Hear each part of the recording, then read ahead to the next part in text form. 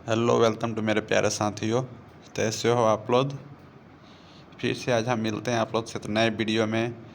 बहुत सारे बच्चों को डाउट रहता है कि BMRIT क्या होता है और DMRIT क्या होता है, यानी bachelor medical radio imaging technology और diploma medical radio imaging technology. आप लोग का नाम से ही पता चल जा रहा है BMRIT क्या है और DMRIT क्या है। तो चलिए हम आप लोग को समझाने की कोशिश करते हैं। हम प्रयास करेंगे कि इसी वीडियो से आप लोग को समझ में आ जाए। तो जो BMRIT जो कोर्स होता है वह डिग्री कोर्स होता है और जो DMRIT होता है वह डिप्लोमा कोर्स होता है। यानी करने के लिए दोनों हम सब तो 10+2 की ही आवश्यकता होती है। तो चलिए हम जानते हैं BMRIT और DMRIT में डिफरेंस क्या है। तो सबसे पहले हम जानते हैं ये जो दोनों होता है BMRIT और DMRIT, ये दोनों होता है जो बैचलर मेडिकल जो होता है रेडियोलॉजी इमेजिंग टेक्नोलॉजी है, जिससे हम ये दोनों जो होता है हम एक्सरे CT MRI टेक्नीशियन के ही रूप में काम करते हैं। एजुकेशन अपना रेडियोलॉजी मेडिकल इमेजिंग में ही आता है दोनों। तो एक होता है जो थोड़ा हाई लेवल पे होता है और एक जो कोर्स होता है वो थोड़ा लो लेवल पर आता है। जैसे यहाँ पर लेबर आया, एक अंडर डिग्री यानी जो BMRIT करते हैं वो हमारा डिग्री कोर्स होता है और जो DMRIT करते हैं डिप्लोमा करते हैं और डिप्लोमा कोर्स होते हैं, दोनों रेडियोलॉजी में ही आता है। जैसे में जो बैचलर करेंगे उसका ड्यूरेशन 3 से 4 साल का होगा और जो डिप्लोमा कोर्स करेंगे उसका 2 साल का होगा। सम टाइम जो 3 से 4 साल का होता है उसके लिए हमें 3 साल कॉलेज करना रहता है और 1 साल का इंटर्नशिप रहता है, जिसमें हम सब हॉस्पिटल में ज़्यादातर अपना जो तय है उसे प्रैक्टिकली तौर पे वहाँ पे करना रहता है। एलिजिबिलिटी दोनों के लिए 10+2 फिजिक्स केमिस्ट्री और बायोलॉजी मैथ भी हो सकती है। यूजली 50% एवो मार्क्स रहना चाहिए।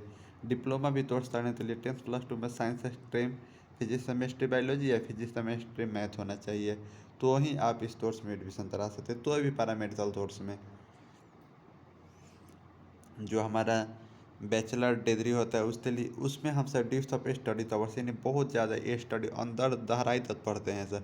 जैसे में हम सब anatomy radiography physics CT MRI nuclear medicine इस सारा चीज़ हमें बैचलर में पढ़ना पड़ता है। और जो डिप्लोमा रहता है उसमें basic radiography light x-ray ultrasound CT केवल इसमें बेसिक बेसिक चीज़ पढ़ना रहता है।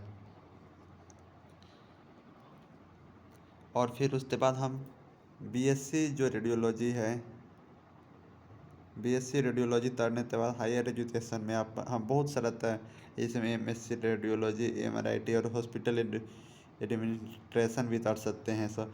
और जो हम सर डिप्लोमा करेंगे सर उसके बाद फिर हमें BMRIT करना था, लेटर एंट्री समथिंग आधे हमें स्टडी और हाई करना चाहे तो उससे पहले में फिर BMRIT करना पड़ेगा, उसके बाद ही हम आधे एडमिशन ले सकते हैं।